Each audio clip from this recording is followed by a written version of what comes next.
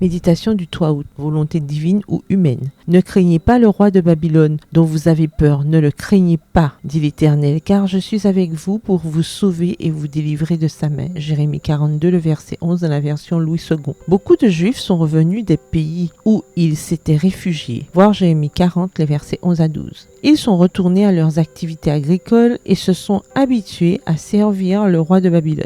Lorsqu'ils ont appris que les Ammonites avaient l'intention de tuer le nouveau gouverneur, Guédalia, un des officiers de l'armée, a rassemblé les quelques habitants et a décidé de fuir en Égypte. Mais ils ont d'abord décidé de consulter le prophète Jérémie et ont promis d'obéir aux ordres de Dieu. La demande de ces hommes n'était pas sincère. Bien que juifs, ils se référaient à l'Éternel comme s'il s'agissait d'un Dieu étranger. « Prie l'Éternel ton Dieu ».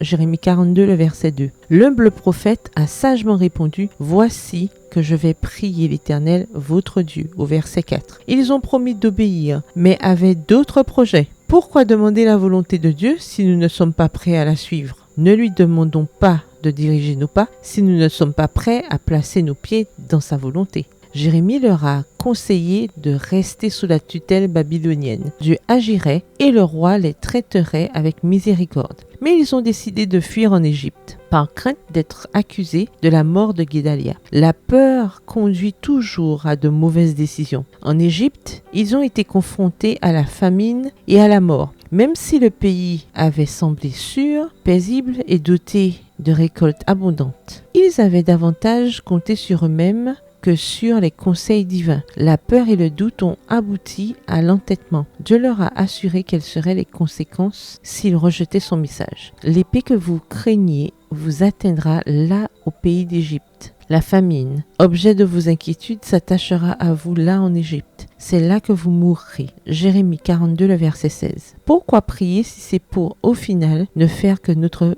propre volonté? Pensons-nous que Dieu nous bénira en voyant la force de notre volonté? Les maux que les Juifs avaient tenté d'éviter en décidant d'aller en Égypte les ont rattrapés. Ils ont perdu leur dignité vis-à-vis des Égyptiens. Ils étaient partis sous la main salvatrice de Dieu. Ils revenaient maintenant comme ceux qu'il a abandonnés. Les instructions divines peuvent être ignorées, mais elles ne sont pas pour autant annulées. On ne peut fuir la présence divine ou les conséquences de manquement à ses conseils. Lorsque les humains cessent de dépendre des autres hommes, quand ils puisent en Dieu leur efficacité, la confiance mutuelle grandit. Notre foi en Dieu est beaucoup trop faible et notre confiance envers nos semblables bien trop fragile. Texte tiré du livre Pour un bon équilibre mental et spirituel au volume 1 au chapitre 29 à la page 270. Bonne journée et que l'Éternel vous bénisse.